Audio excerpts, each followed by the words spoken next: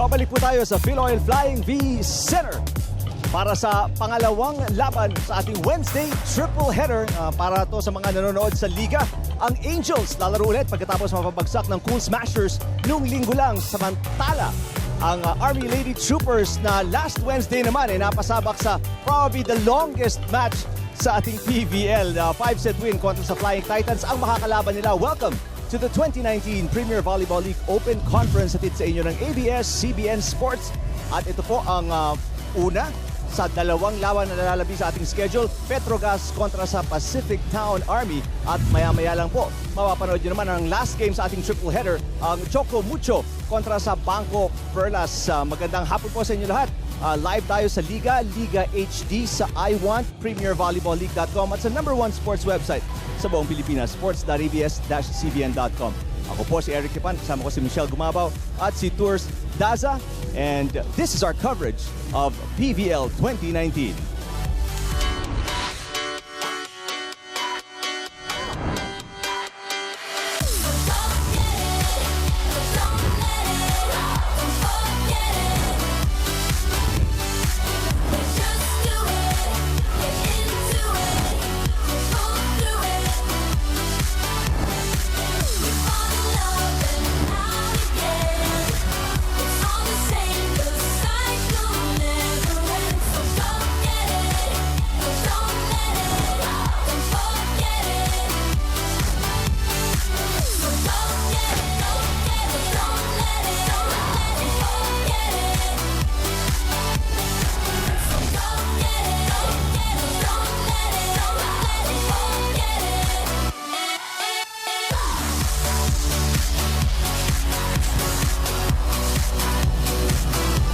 It is day 8 of the Open Conference, and we've got the PacificTown Army Lady Troopers going up against the Petro Gazz Angels.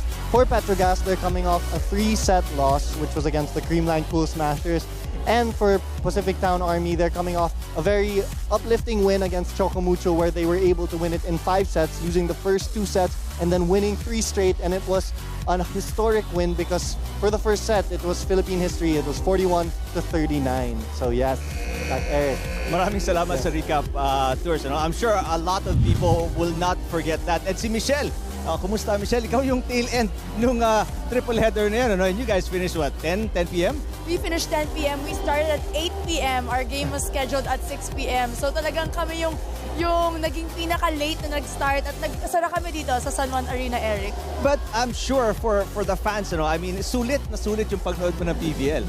Sulit kasi yung first game, 5 sets. The second game went to 5 sets. Kami lang yung medyo napabilis in 3 sets. So it was really an all-out game for all of the fans watching here live at San Juan Arena. Well, tuloy-tuloy po ang takbo ng ating laban. And katatapos nga lang po kanina, Motolite winning over Philippine Air Force. At ito ang updated nating team standings, Michelle. For the team standings, we have Creamline at the top, 5-0. Motolite 3-1. Bangko Perlas next, 3-2. PacificTown Army still undefeated at 2-0. Choco Mucho 2-1. Petro Gazz 1 and 2 losses. Bali Pure 1-3. Philippine Air Force and Chef's Classic has yet to see their first win. They are at 0-4. So marami-rami nang dumidikit sa inyo, Michelle, sa Creamline. Motolite, Bangko Perlas already positioning themselves at the top of the standings. Ready nyo na po yung mga ballpen nyo kasi tatandaan nyo to, yung ating hashtag, yung ating social media outlets, iasabihin sa inyo lahat ni Tours. Yes guys, ready nyo rin yung mga mobile devices nyo as you can tweet us at ABS-CBN Sports. Gamitin nyo lang yung hashtag PVL 2019, and also check us out for exclusive photos on Instagram at ABS-CBN Sports. Not only that, you can also check us out sa atin keep up to date about all things on the Premier Volleyball League. Check out the #1 sports website in the Philippines, sports.abs-cbn.com. And please like, share, and subscribe our Facebook page at Premier Volleyball League. Malapit na yan sa 1 million likes. It actually has 985,201 likes. Alright, about, tama ba yung math ko? 15,000 something na lang? Tama ba? Done. 14,799. Tours, mas exact. Bilis, galing Tours. Alright, we'll take a quick break. Pagbalik po natin, we'll talk about the teams. Diyan lang po kayo.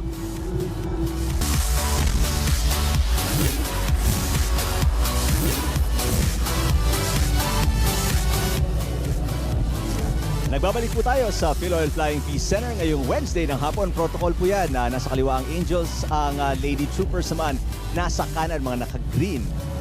Magandang hapon po ulit sa inyo lahat. Eric Ipan kasama si Michelle Gumabaw at katabi din natin ngayon Angela Nunag, mga libero kakausapin natin dito. Angela, magandang hapon. Thank you for being here. No? You guys are in a good position, 2-0 ang inyong standings. Ano pang paitingin ninyo in terms of your defense, especially against yung very offensive-minded na Angels? Siguro yung blockings namin talaga kasi alam naman natin ang tatangkad rin ng Petro Gazz ng mga kalaban. So dapat mas maging matibay yung blockings namin ngayon. Angela, yung panalo nyo nung nakaraan versus Choco Mucho, 2 sets down, nakahabol kayo, na-push nyo 5 sets, nanalo pa. Kamusta yung confidence ngayon ng Army? Ayun, talaga pinairal namin yung pusong Army na din. So sa game ngayon, mas talagang mas pag-i-game pa namin ngayon.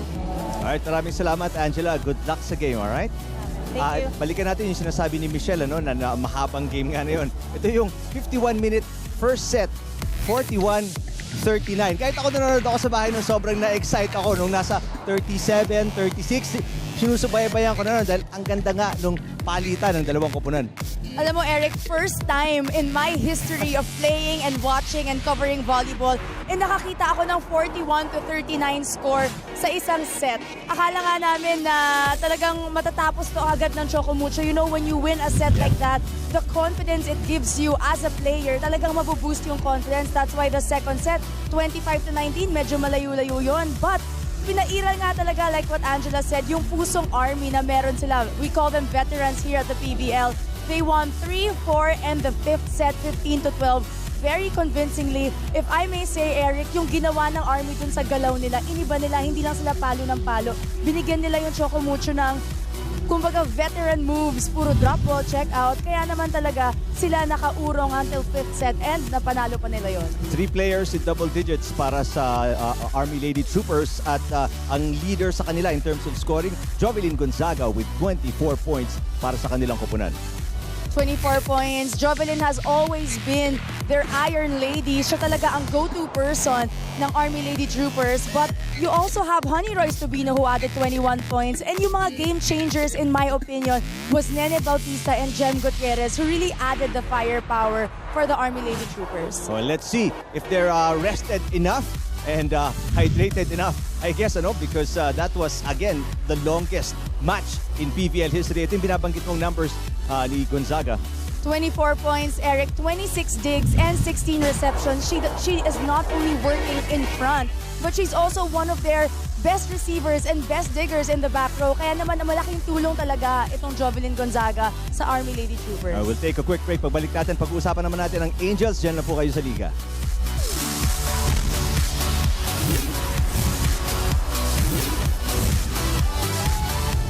Babalik po tayo dito sa Philoil Flying Peace Center para sa laban ng Angels at ng Army Lady Troopers. Puntahan naman natin yung huling laro ng Petro Gazz Angels kung saan sila ay bumagsak kontra sa Creamline Cool Smashers in 3 straight sets. Ito nakikita natin, there was, especially in the second set, mas maganda yung nilabas nilang opensa, push na extend ng bahagya itong second set. But nevertheless, Michelle, in the end, nakuha niyo pa rin in a sweep yung panalo kontra sa Petro Gazz. It was really a good offensive game for Creamline at that outing. And siguro yung nagawa talaga ng Creamline for that game was to really stop the major offense, the key players in the Petro Gazz's offense. Kaya nag-double time sa defense talaga itong Creamline Cool Smashers. Alright, kausap naman natin ngayon, libero ng Angels, Shen Cruz. Shen, magandang hapon. Thank you for being here. Hello. Now, I know your specialty is defense, pero matanong ko sa inyo because for the last 2 games, isang player lang ang nag-double digits for the Angels. Si Sabete, the previous game, si Panaga in your last game. Is there anything in-adjust ni Coach Lanyog sa opensa ninyo coming into today's game?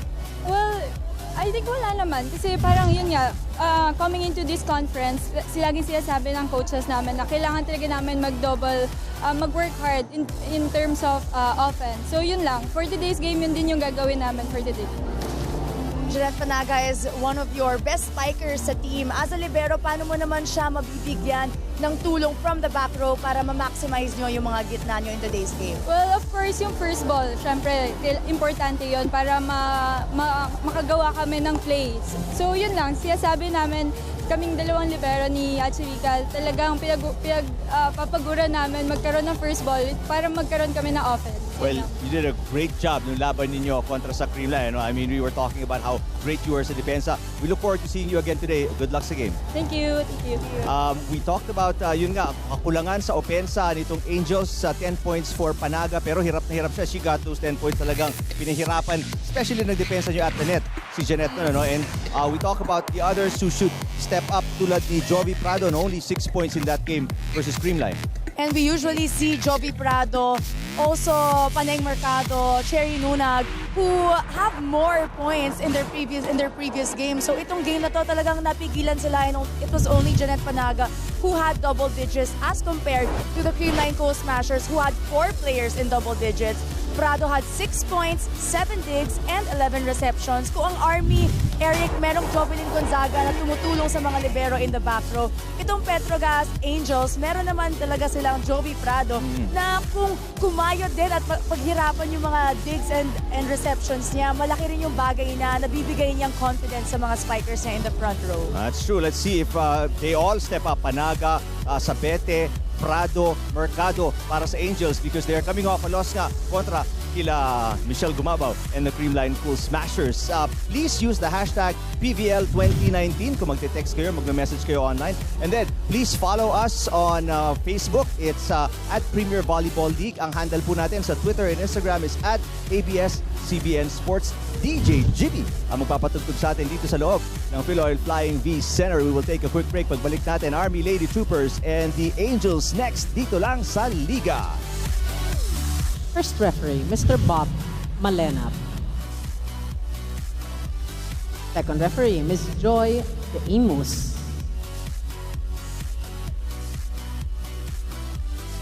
Presenting our starting lineup from our Petro Gazz Angels. At number 1, Cherry Rose Nunag.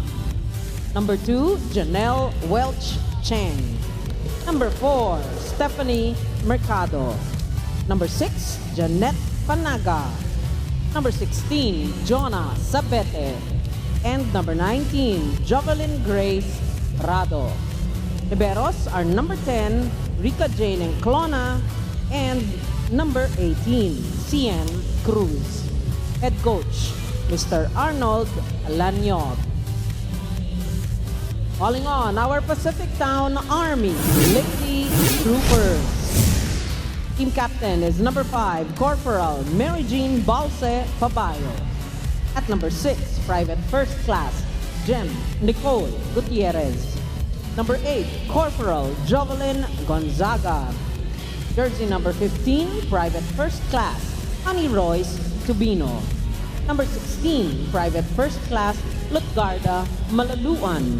And number 19, Private First Class Sarah Jane Gonzalez.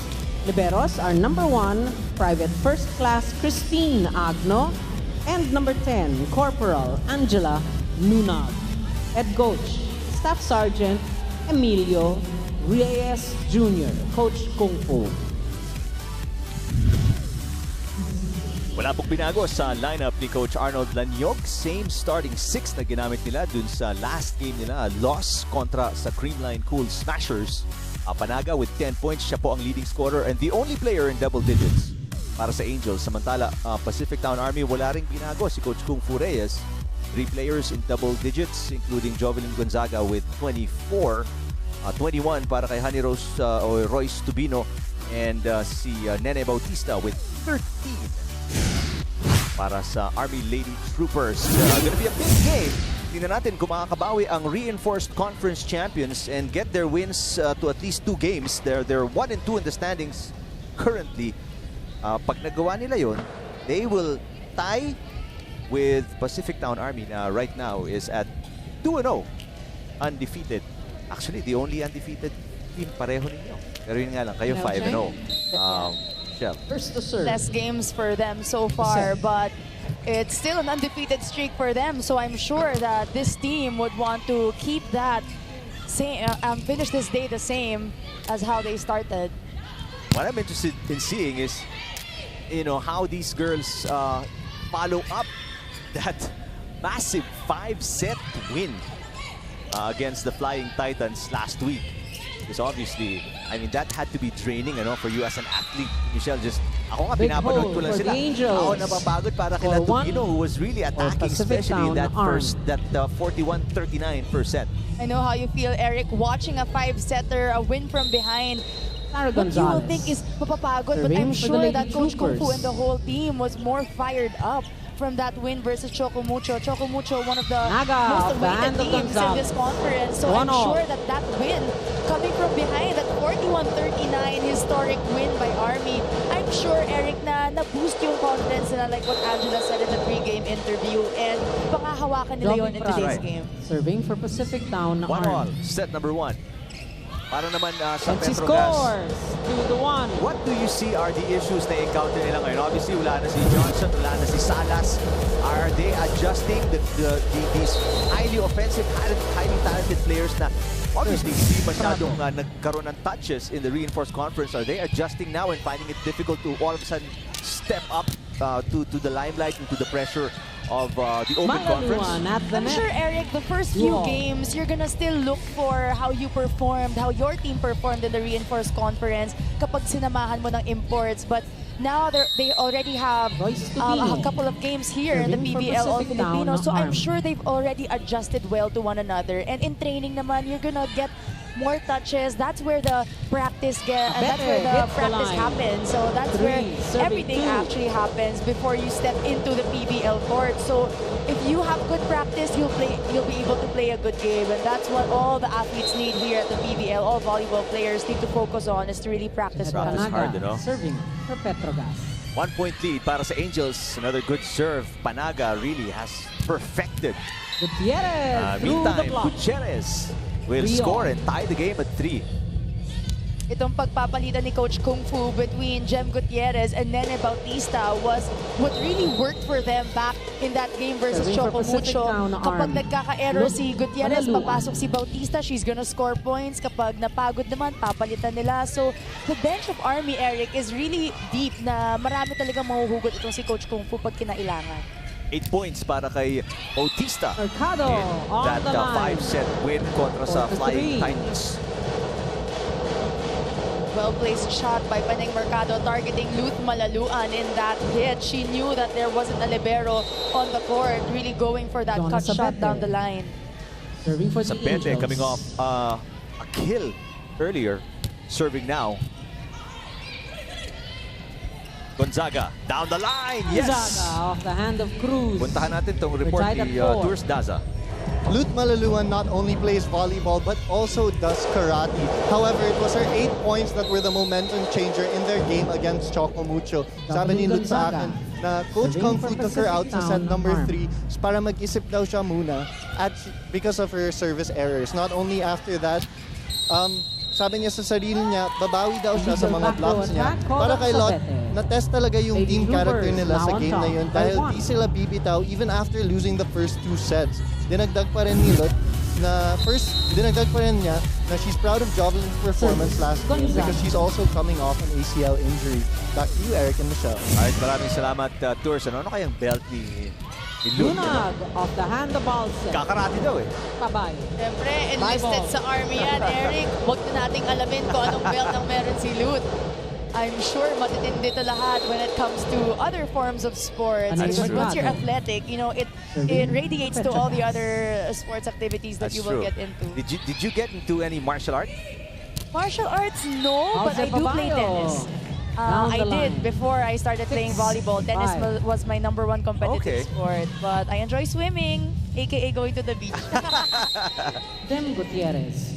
And when you hear kanina ini-introduce ito mga players ng Lady Troopers, I mean, they're all, may mga rango itong mga to eh. First class, there's a corporal, si Jean Papayo is a corporal. As you see Lunag score. 6-all. So you know that aside from the practices, they perform specific duties for the Army, Philippine Army. And you know that not only in volleyball, but they're also serving our country the best way they can. So when I heard how they were introduced in the previous games, you know, nakakaingit din, no, Eric? Of course, you want that label, that title as well. Na you serve the country in that way. There's Tubino. A check ball, it seems. That's right. Pabayo now will serve. PacificTown Army. Honey Rose Tubino, one of their consistent scorers, 21 points in that last game. Kaya ngayon, the first few serves of Petro Gazz, sa kanya talaga pinupunta para mapagod, kaka-receive, and out of focus sa palo. But Tubino is a machine. I mean, I've seen her so many times. She will receive papalo and then come back, do it over again 3 times in the same rally, pero still with so much energy. 8-6, 2-point lead for the Lady Troopers kontra sa Angels, set number 1.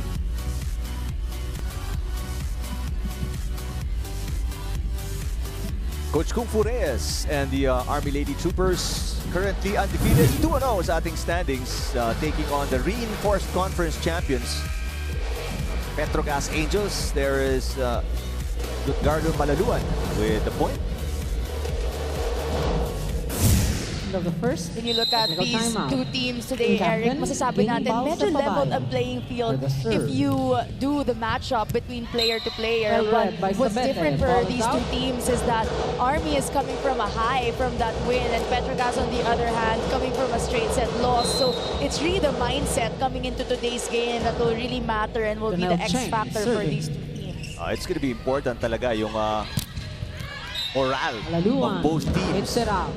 And how you turn it around. Obviously, it's in your mind. Yung who wants to win, who wants it more. Yung nga yung katanungan, madalas natin didinig, when people talk about sports, it's the willpower of the two teams, and again, who has more of it. Angela Nunag, itatawid ang bola para sa Lady Troopers. Atake si Prado. Almost a good save by Gonzaga, but wala nang second touch. 9, serving 8. She was at the right position to get that ball up, but the blockers of Army didn't expect that anymore.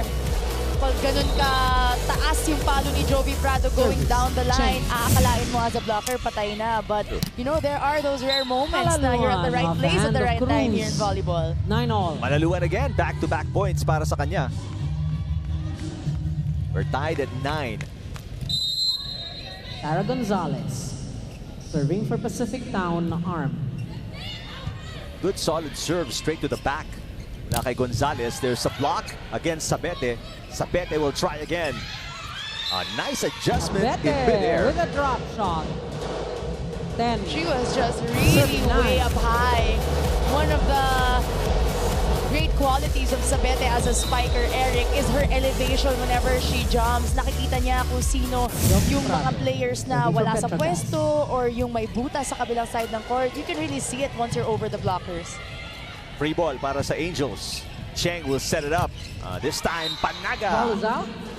This was one of the things sa offense ng Angels, Michelle, na hindi nila masyado napagana against you guys. Yung middle attack ni Nunag and ni Panaga in their loss against the Cool Smashers. Probably also, Eric, coming from the strong serves. We have a couple of strong servers on the Creamline Cool Smashers team. Siyempre, yung mga teammates ko like Eliza, who was the best server last conference. And when you don't have a good first ball, like what Shen said a while ago, it's hard to activate the middle. So Panaga, Nunag, they will have a harder time running after those balls. And mas mahihirapan talaga a setter like Janelle Cheng to give the balls out of system. Sabi ni Rico, go PacificTown Army, watching via the I Want app, go Bionic Ilongga, Jovelyn Gonzaga, hashtag PBL 2019. Hello, hello, everybody watching. Good luck to your game today, Petro Gazz. That is from Leo Marig? Leo Marig. Huwag kalimutan po ang hashtag PBL 2019 para mabasa namin yung mga messages nyo. Miscommunication this time around and a few straight errors na baon sa tatlo. Ang Army Lady Troopers and Coach Kung Fu Reyes, I think, will call a timeout. Yes, he will. Take a look here. We'll discuss. I'll ask Michelle about this scenario pagbalik natin after this timeout ng Army Lady Troopers. Nakukuha natin yung bola pero wala nag-recover. Hindi magsalita, hindi yung magsalita. Ako yung isa, tapos bitawan din sa dulo. Following this match, Huwag na lang kayo gumala pa rin. Kaya na natin malaglag yung bola dyan. Ganun din naman ang ending eh. Pinababayaan nyo lang din. Ano nangyayari sa atin? Wala tayo nakuha one defense na maayos. Yan, tsaka tayo ulit magkakabol. Maglaro kaya kayo. Well, what happened there, Michelle, especially yung si Gonzalez and si Nunag in the middle, who should have gotten the ball? Of course, the second ball will always go to the setter unless she says otherwise. Kaya si Coach Kung Fu very stressing on communication in that timeout dahil yun ang pinaka-importante para alam talaga ng mga players inside who will be the ones to get the ball, especially when it's two of you who are moving. Because the libero naman is the second setter, Eric, during the game. So whoever na lang talaga talks and whoever is there first will be the one to get the ball. Well, the slide continues as Tubino dinakuha yung first ball. Was an ace para kay Panaga. Tubino babawi from the back row, but that goes outside. Walang check ball. So, 2 straight errors after the timeout ni Coach Cook Reyes. At nabauna sa 5 ang Army Lady Troopers. Nauna pa ang PacificTown Army sa 8 kanina, the first technical timeout. But if you're Army, you don't want to cause so much points, especially when Jeanette Panaga is on the service line. A lot of errors on the side of Army, and you have a strong server on the other side of the court. Nahihirapan sila rin. That's true. Speaking of errors, another error sends us to our second technical timeout. 16-10, the Angels over the Lady Troopers. DJ Jimmy ang kasama natin dito sa Philoil Flying V Center. Just the second game of our Wednesday triple header na mapapanood nyo live sa Liga. You can see this, kung gusto nyo mapanood ulit, you can see this sa SNA on a later date. Coach Gadi Okumu and Moto Light kanina lang nakuha ang panalo kontra sa Philippine Air Force. August 29 po yung replay nito sa SNA, 9 a.m. Alright, 29, 9 a.m. That's going to be tomorrow. Tomorrow at 9 a.m. 11-16. Dem Gutierrez, Eric, this is what I mentioned earlier. She was one of the game changers in that game versus Choco Mucho, and she continues to go down the line. Janelle Cheng isn't in front, but she is going for that down the line amidst the tall blocker in front of her. Error service error para kay Malaluan. As things are going up and down para sa Army Lady Troopers. Para sa Angels, papasok si Kai Balwalwa and Chi Sayet. The usual rotation. Coach Arnold Lanyog. Coach Arnold wanting a full front line to be able to finish off this first set. In their last game versus the Creamline Cool Smashers, they had more points off of errors. So the Angels really can control how their game is. They're very disciplined. They don't commit that much errors, and that's what Army really has to focus on now. Too many errors in this first set alone for them. Spike serving. Kaya naman, 5 points na ang inaas ng score ng Petro Gazz Angels. Although, ang silver lining para dito sa Lady Troopers is Gutierrez. She scored back-to-back points. Alina Vigar is in the game along with Nene Bautista. Let's see if they can spark this team. Dahil nga, sabi ni Michelle, baon sila ng 5 ngayon kontra sa Angels. Dunag, that's outside. Dunag, ball is out. 13-17. Well, we see the effort. Chi Sayet, dina-activate niya yung middles niya, no? As you see Gonzaga getting some treatment. They have that first ball, like what Shen Cruz said a while ago, but it's really just executing the play as much as effectively as you can. And another error, Eric, on the side of Coach Kung Fu and the Army Lady Troopers. Napapakamot na lang talaga ng ulo si Coach Kung Fu dito sa first set because that's a free ball already for your team to be able to start the attack or start the play, and back-to-back errors from Ruth Malaluan and also from Vicar. Obviously, very disappointing para sa Lady Troopers. Again, not in position ang Lady Troopers as Vicar is caught napping sa depensa. Timely substitution for the Petro Gazz Angels, bringing in Kai Balualua in this rotation. You have a full front line, so you have 3 options of spikers in front. That's why Shen Cruz was able to set it up for them. Nasa gitna, Prado, single lady block ni Pabayo. Balwalwa with a tip. Wow, Kai Balwalwa, really, she Balwalwa gives quality sees the minutes to hole. Coach Arnold Danyo. Kahit yung laban 20, against you guys. 13. I mean, she only a few minutes, but she was able to contribute. Coming from the bench, Eric, that's a very hard thing to do. Now, You have to Lady always stay Troopers. warm and always stay alert. Timeout again ng Lady Troopers. Pakinggan natin. Nasa laro na kayo? Dalawa lang yan. Pipiliin nyo umayaw. Madali lang matalo. Ganyan. Ganyan ang matalo. Yan, pipiliin nyo. Pero kung gusto nyo manalo, trabahuin natin. Trabaho tayo, trabaho. Naintindihan nyo? Nakakapagbasa kayo pero ayaw nyo magsalita, ayaw nyo gumalaw. Kayo lahat ang magkocontrol yan. Hindi yung kabila. Ang bagal ng kabila, tayo mas mabagal. Baliktad.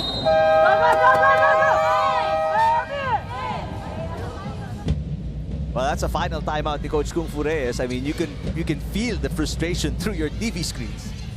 You can hear it in his voice, Eric. And of course, as a coach, you know that your players can do so much more.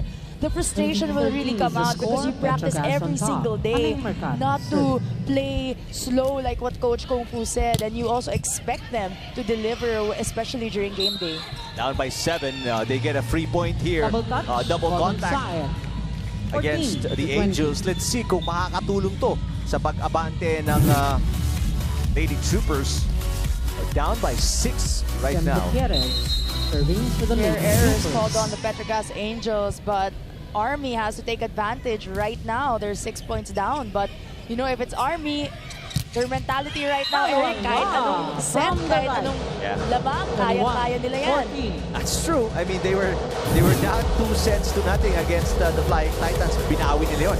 That was after losing 41-39. Kay Balwalwa. I mean, really so good, you know. I mean, former Lady Bulldog. Like what you said, always ready. Comes off the bench, wala kang madidinig ng complaints. And then when she gets on there, hindi automatic, she's not the go-to girl. But yet, pag binigyan mo ng bola, halos mataas ng porsyento, no? Right now, she's 3 of 3 in this first set alone. And she saw it really going to her and giving her that confidence despite coming out from the bench. Sa kanya pa talaga, sineset first option yung bola. Prado, good coverage by Gutierrez. Joust, nanalo si Prado over Bautista. Bautista will attack. Nangat ni Saet. Here's Prado again. Oh wow, ang daming butas sa depensa ng Lady Troopers. Smart move there for Jovi Prado, really going over the block. Usually there is no defense on behind the block. It's always to the side, and that's what she went for, that campfire right in the middle. PacificTown Army not being able to move in their defense, not being able to cover as much ground as they can. Pag hindi talaga napunta sa kanila yung bola, like what Coach Kung Fu said kanina, hindi na nila natataas yung depensa nila. Dalia Cruz in the game for the first time para sa mga nakaberde. Based on your assessment, what is right now the problem with the Lady Troopers? First of all, it's their errors, Eric, that will really mess up with their mindset coming into this first set. Yes, you can always say that it's the first set, you know, you warm up, you have to get warm and really get the feel of the game. But it's the errors that they're committing right now that is not doing well for how they are thinking or how they're entering in this game. Aside from that, as you see, Prado's on automatic right now. Aside from that, I mean, you may come in thinking first set lang to, pero with the level of competition here and the level of talent in the PVL, now at pag nabaon ka ng isang set, sometimes that's all the other team needs para tapusin ka na. Well, if you're Army, you came from 0-2 in that last game, so alam mo yun, it's never over until the 5th set. Truly, but Petro Gazz, they're also known to close things out. That was the first error of Kai Balwalwa, but she's already 4 points, 4 out of 5 in this first set. Great numbers for her and her team. That should have been the closer, pero nakakuha ng kill block. 16 out, 7. Da Cruz. So, another set point para sa Angels. Team Balse, team captain, serving. Reception has been very good for the Angels, and that's the finish. And the set Coach Lanyog's been looking for Petro Gazz, 25. Activating their middles, Chisay really went for Jeanette Panaga despite that receive being far from the net. That connection to Panaga from side was the perfect finisher for that first set. Oh, it's an awesome first set para sa Angels. Contributions from Panaga, Sabete, Prado, and they win by 10, 25-15 kontra sa Lady Troopers after the first set.